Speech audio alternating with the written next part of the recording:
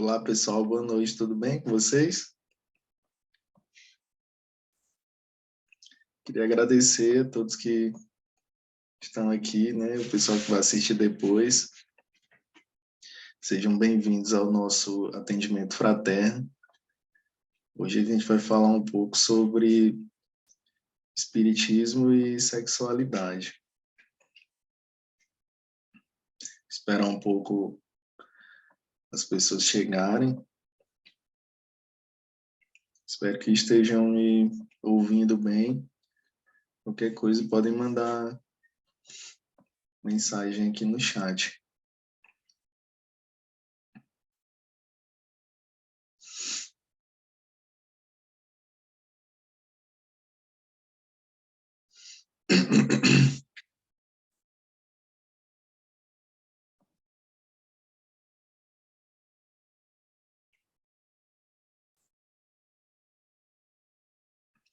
Então, gente, vamos lá, podemos começar?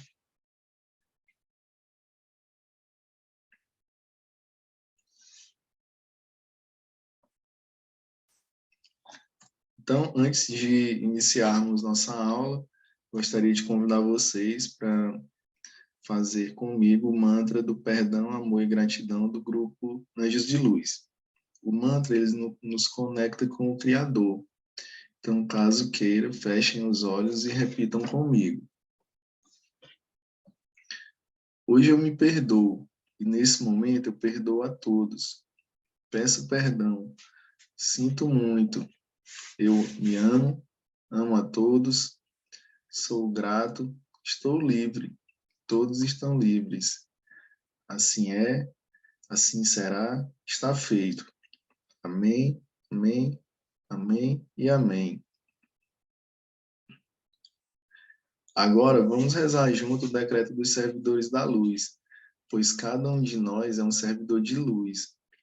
Luz maior a nos guiar. Então fechem seus olhos novamente e me acompanhem.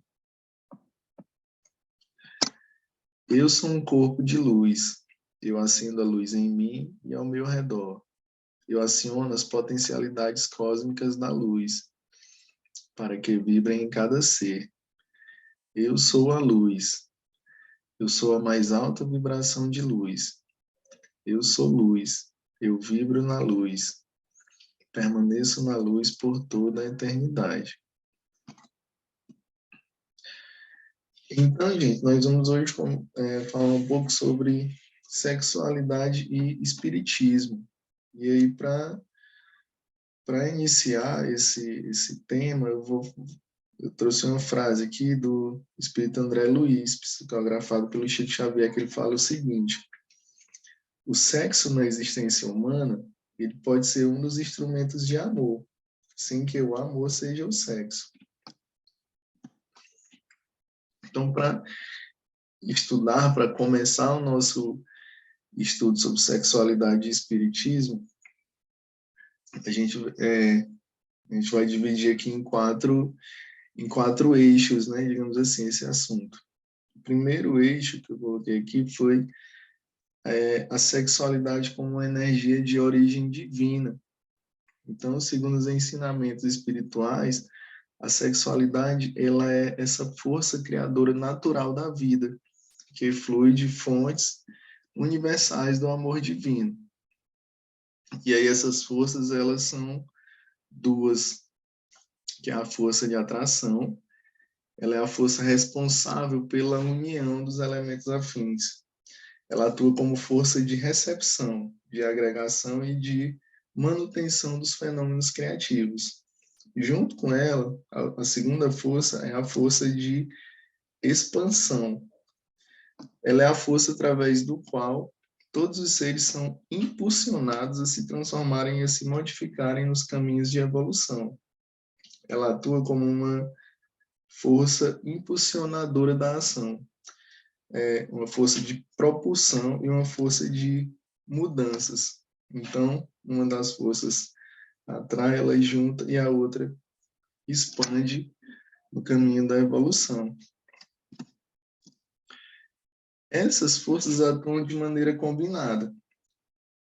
o impulso de ascensão a níveis mais altos de evolução. Então, espera-se que a gente esteja sempre evoluindo através dessas duas forças juntas, né? O segundo eixo que a gente vai apresentar aqui são as conceituações espíritas. Vários livros já foram escritos por espíritos ascensionados e, assim, existem muitas definições. Eu trouxe aqui algumas definições para que a gente possa entender melhor e depois vocês, analisando com calma, possam buscar o que significa cada uma. Então, a primeira é a sexualidade como carga magnética. Emmanuel, lá no livro Vida e Sexo, ele fala o seguinte: a energia sexual, como recurso da lei de atração na perpetuidade do universo, ela é inerente à própria vida, gerando cargas magnéticas em todos os seres, à face das potencialidades criativas de que se reveste cada um. E aí nós temos um outro conceito, que é a sexualidade como qualidade vibratória da alma. Então, anteriormente a gente pensa na sexualidade como uma carga magnética, né, que a gente carrega, e agora como qualidade vibratória da alma. E o André Luiz, lá no livro Missionários da Luz, ele fala o seguinte: o sexo, portanto, como qualidade positiva ou passiva e dos seres, ele é uma manifestação cósmica em todos os círculos evolutivos, até que venhamos a atingir um campo de harmonia perfeita, onde essas qualidades se equilibram no seio da divindade. Nesse caso aqui, a sexualidade ela se expressa como uma qualidade emissora e receptora da alma. Ela não se restringe a órgãos sexuais do corpo humano. Então, ela é uma qualidade que emana da própria alma, né?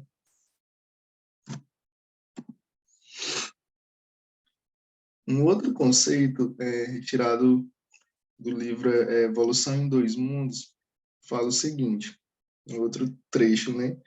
Fala da sexualidade como um atributo divino. Na espiritualidade superior, o sexo ele não é considerado unicamente por baliza morfológica, né, do corpo de carne. Vai além disso, distinguindo o macho e a fêmea. Existe uma definição unilateral que na Terra ainda se faz seguir atitudes e exigências tirânicas, herdadas do comportamento animal.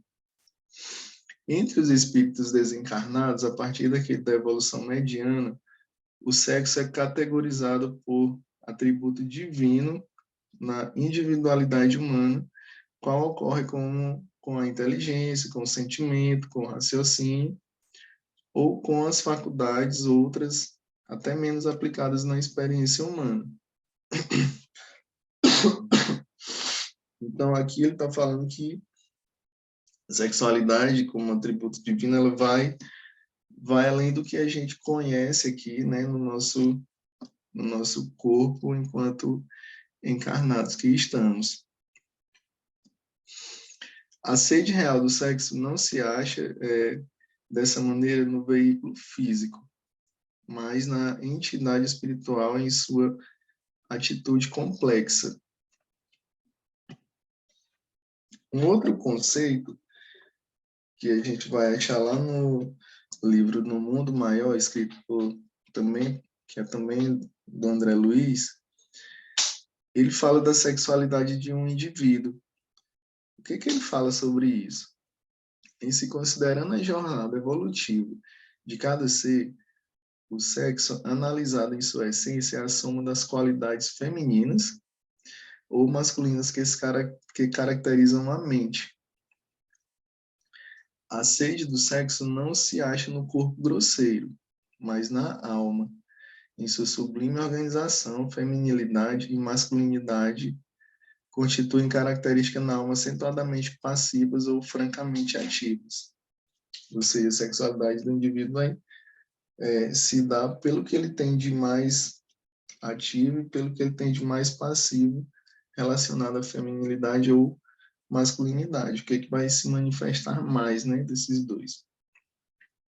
Nesse sentido, podemos classificar a natureza geral das características da alma no tocante às energias da sexualidade em qualidades femininas, e aí aqui a gente está falando de energias, né, que são relacionadas a energias receptivas, energias passivas, energias acolhedoras, mantenedoras, com orientação para integração e união. Já as qualidades masculinas, essas energias masculinas estão mais relacionadas a energias expansivas, energias ativas, propulsoras, emissoras, com orientação para transformação, com orientação para ação. E aí a gente precisa considerar que cada pessoa vai ter um pouco dessas duas, né? Baseado nas suas experiências passadas também.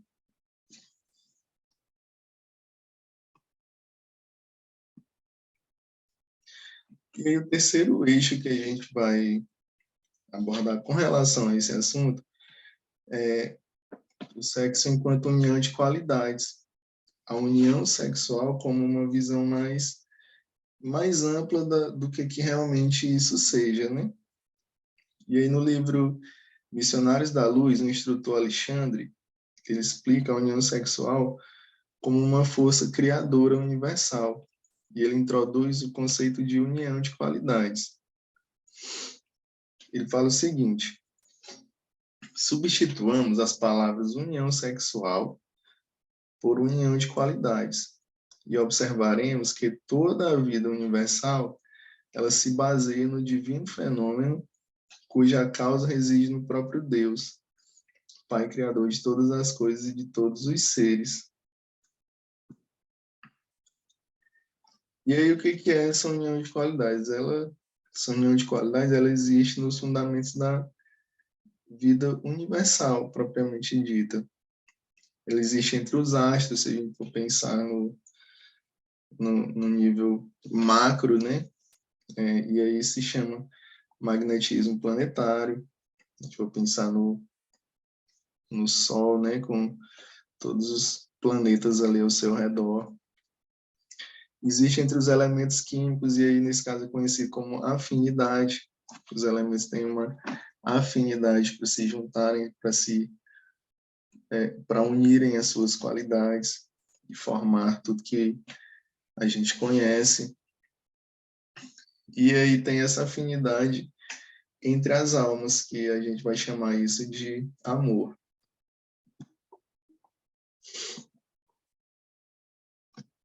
O quarto eixo que a gente vai falar aqui é sobre as relações sexuais e a evolução.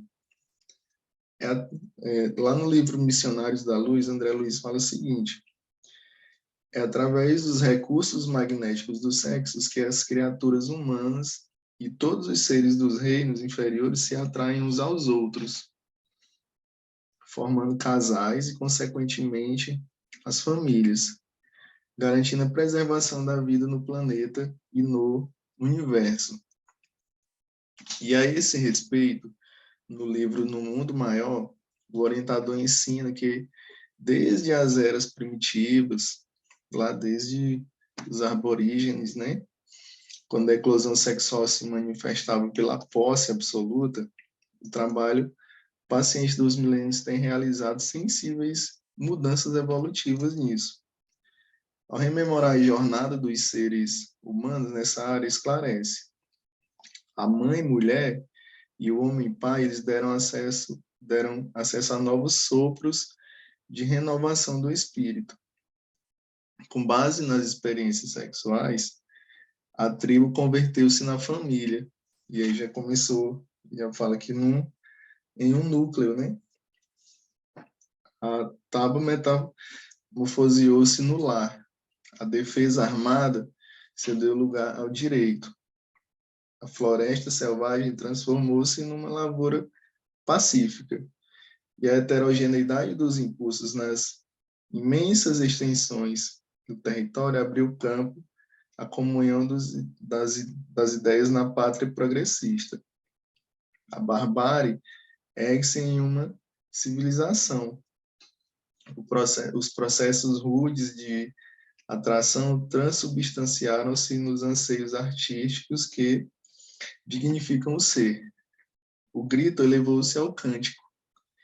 E, estimado pela força criadora do sexo, a coletividade humana, ela avança nessa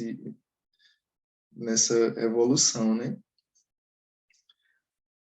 Vagarosamente, embora, para o supremo alvo do divino amor, da espontânea manifestação brutal dos sentidos menos elevados, a alma transita para a gloriosa iniciação.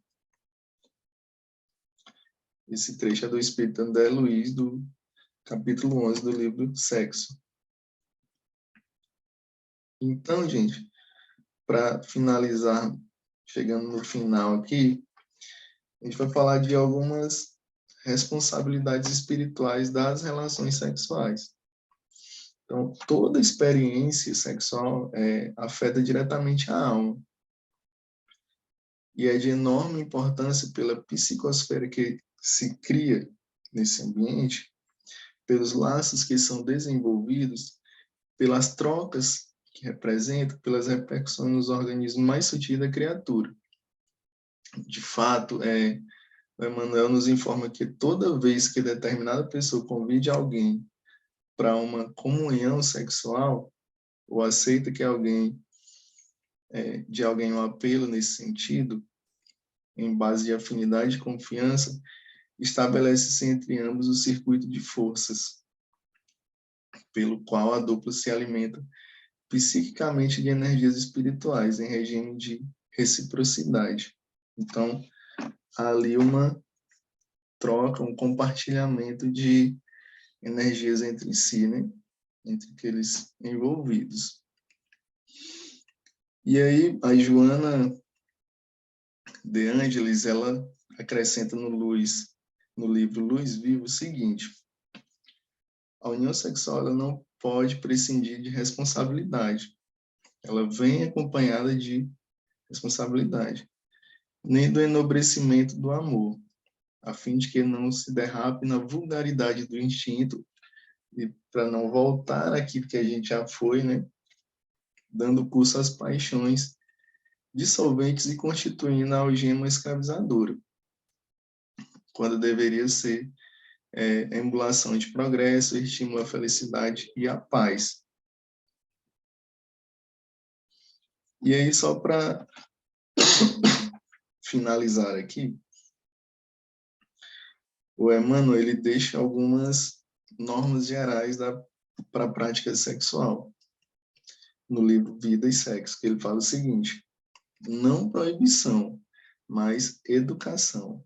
Não abstinência imposta, mas emprego digno, com o devido respeito aos outros e a si mesmo. Não indisciplina, mas controle. Não impulso livre, mas responsabilidade. E aí, com isso, pessoal, eu encerro aqui essa nossa conversa, né? Eu espero que tenha conseguido contribuir de alguma maneira. Eu agradeço pela presença, agradeço por quem está assistindo. E qualquer dúvida, comentário, sugestões, fiquem à vontade para nos mandar aqui no chat. E aí, vamos fazer uma oração aqui de agradecimento. Eu agradeço a Deus, ao Cristo, a equipe médica do Grande Coração de Astéria, representado pelo Dr. Helmut, e todo o grupo espiritual Anjos de Luz. E a todos vocês que participaram, e damos por encerrado o trabalho de hoje. Orai e vigiai sempre, luz, paz e bem. Obrigado.